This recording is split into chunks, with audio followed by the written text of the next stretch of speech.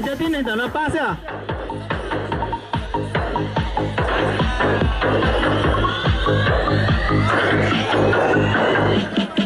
You gotta lick it before we kick it.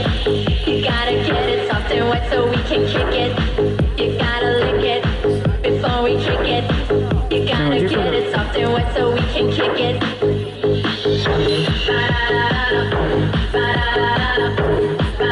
人把起来点能够去飞色了，能够去飞色。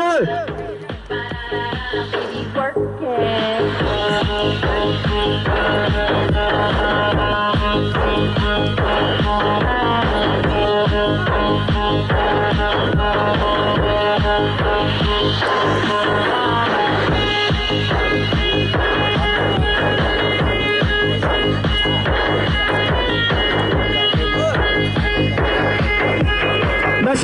马歇了，跌倒了。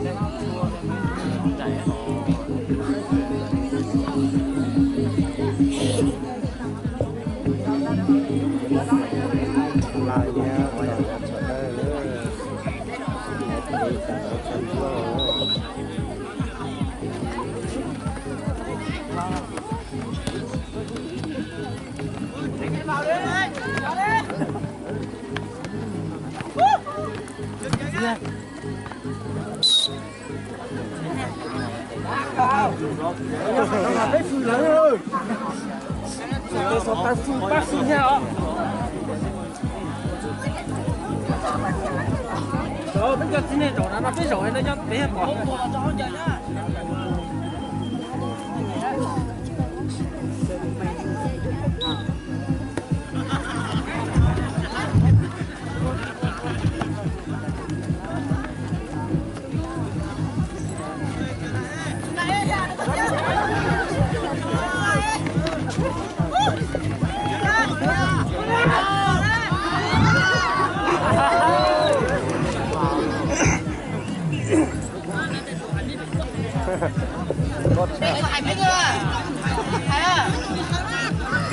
Cũng cho sánh này chứ cũng cho hai. Cái lúc bố phải tôi đọc bây giờ nó sai. Thằng con sổ ha. Nè là lúc phải mà lúc lùi giúp phải à. Cũng cho sánh là chứ cũng chỉ nhà hai lũ ơi.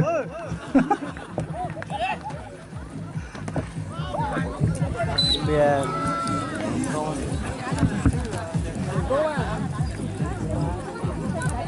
Đây là chút xíu mà.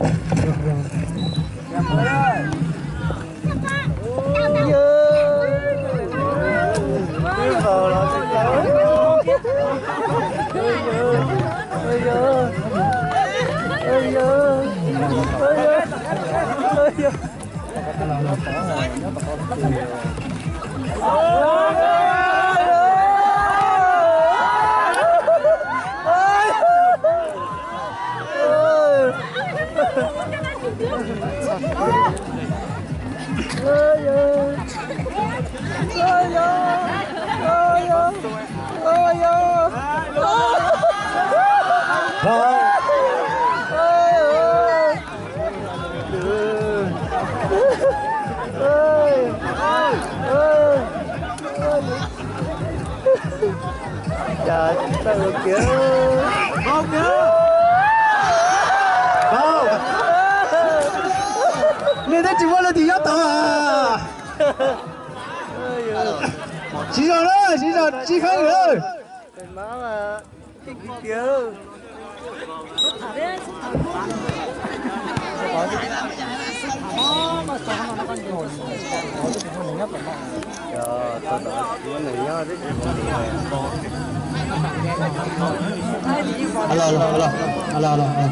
Alo, mời ba bố. 那就帮我们走路啊，一路很长，那就保持一路走嘛，就帮我们走路。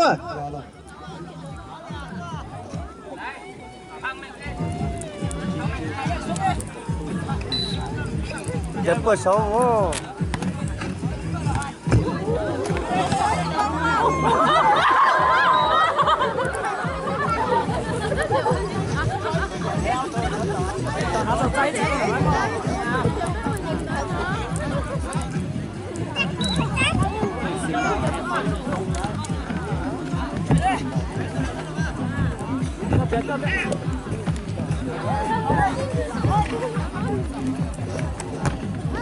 Alo, 1, 2, 3, 4, alo.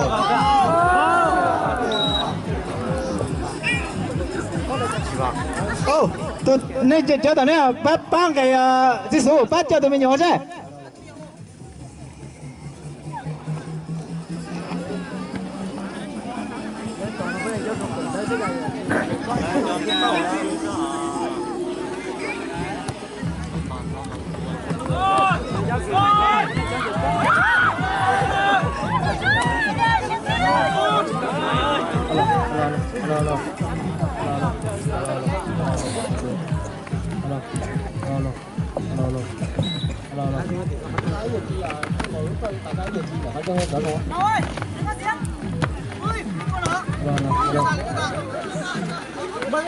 Alo.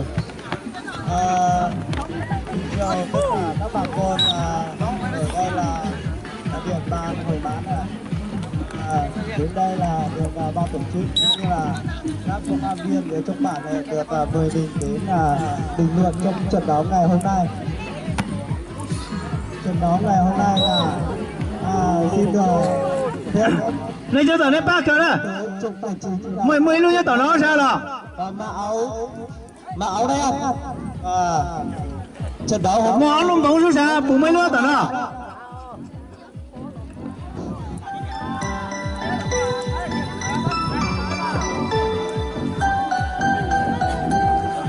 lúc nào đấy có xí to à to 널 위해서라면 난 슬퍼도 예쁜 척할 수가 있어서 một cú bóng xuất xa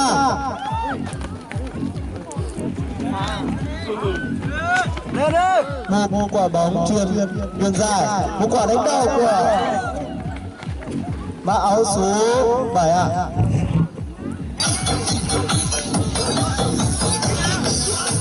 một cú dứt điểm của số 20 Khương Thái Cơ.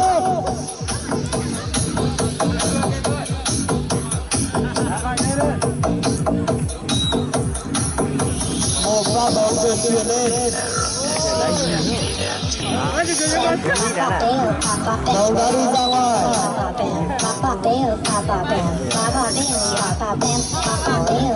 Đây sẽ là một quả sút bia cho người chủ nhà.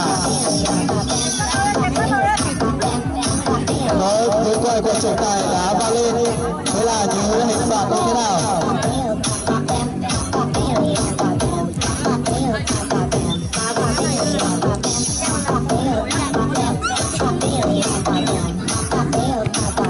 Hôm nay trời rất nắng, ba cầu thủ đã tranh được bóng, rất lùi hiệu quả, làm cho đội chủ nhà đá ngán xuống.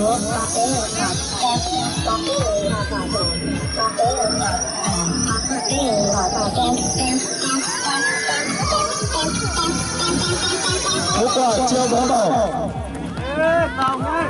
một quả dứt điểm của số 9 không thành công, bóng đá đi ra ngoài. Một quả của trọng tài đá vang lên, đó là một quả bóng đá ra ngoài.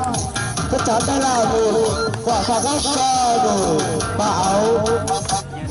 Một quả không thành công với một thủ thành của đội bên kia, đó những pha xử lý rất tốt.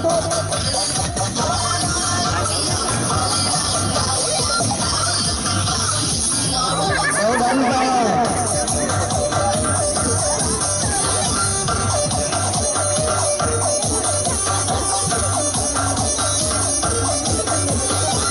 Một pha bóng chưa bóng lỏng không thể chơi, một cú không thể lừa được thủ thành của bên kia.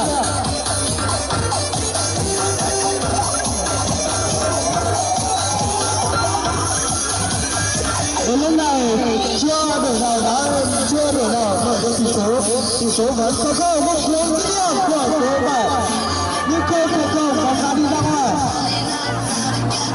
Có lẽ các bạn trong hai đội này thì có cách xuất sắc. Nhưng lúc này chúng ta đã nghe là các tổ chức tuyên bố là nếu ai sức khỏe đầu tiên